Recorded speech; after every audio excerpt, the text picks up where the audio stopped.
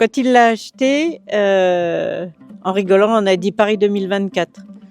Bon, on y est. Aujourd'hui, à 4 jours des Jeux Olympiques de Paris, on se retrouve ici sur l'hippodrome de Lyon-Angers, mais pas pour des courses, mais pour les dernières reprises de dressage de l'équipe de France.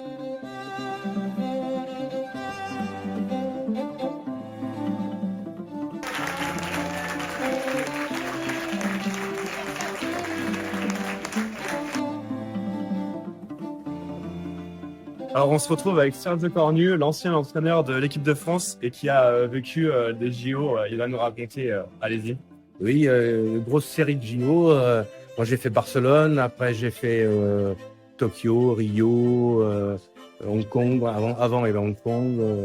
Et puis le dernier, c'était Tokyo, justement. Où on a fait quelques médailles quand même, hein, depuis toutes ces belles aventures. Mais je veux bien les soutenir.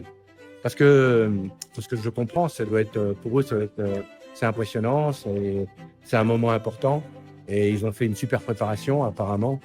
Et donc, de les voir ici et de les soutenir, c'était presque mon devoir. La Fédération pour service rendu m'a offert des places, donc je vais aller voir le cross. Parce que le cross, je connais le château de Versailles, je connais le parc de Versailles, et faire un cross dans ce site-là, qui est quand même fabuleux, et j'ai déjà vu pas mal d'images, je pense qu'on va se régaler.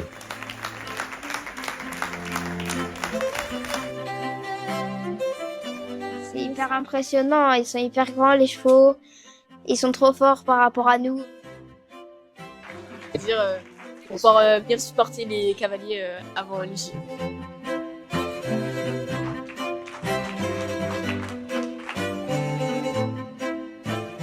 C'est une grande fierté de les recevoir. Vous imaginez bien qu'on est super content de les avoir ici pour les derniers jours avant d'aller fouler les pistes du château de Versailles. Ouais, ils sont arrivés en fait après le dernier galop qu'ils ont fait à Saint-Martin-de-Bréal comme d'habitude, un peu avant le week-end donc. Et il y a une séance effectivement hier matin, lundi, d'obstacles, dernière séance d'obstacles avant le saut d'obstacles de lundi prochain. Mais voilà, en effet, tranquille, seul, pour bien préparer les chevaux avant de partir. Et c'est pourquoi aujourd'hui, on a la chance d'avoir une séance ouverte au public. C'était vraiment mon vœu le plus cher, c'est-à-dire que je trouve que c'était vraiment chouette d'accueillir ici l'équipe de France en préparation. Mais c'est vrai que j'avais envie de partager ce moment-là avec le public qui nous accompagne tout au long de l'année, au mondial, évidemment, mais pas seulement au mondial d'ailleurs. Voilà.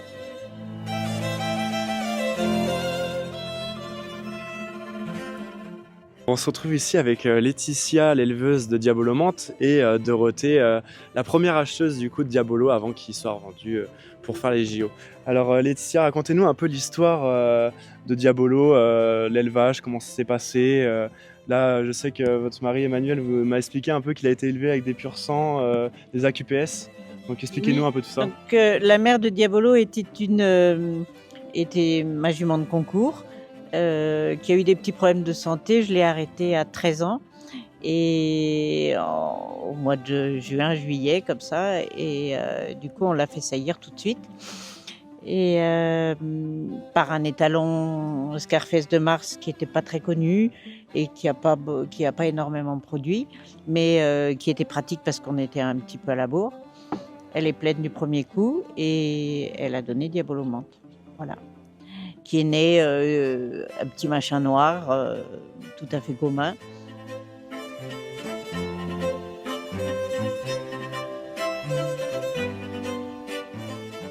Mon but, c'était d'avoir un cheval qui court le mondial du Lion, parce que c'est chez moi et j'adore ce concours. Comme Nicolas, je pense que c'est le meilleur et que... En plus, c'est un ami, on a fait je sais pas comment on dit, un arrangement, on s'est dit on achète un cheval à deux et l'objectif c'est le mondial du Lion.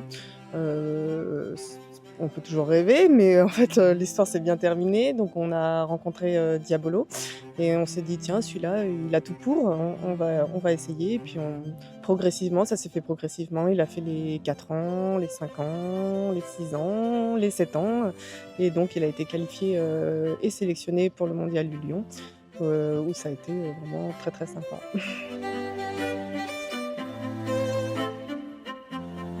Quand il l'a acheté, en rigolant, on a dit Paris 2024. Bon, on y est. Et puis, j'avais une super jument de concours et une super poulinière. Elle m'a fait que des très bons produits. Je me dis toujours que c'est un élevage à elle toute seule.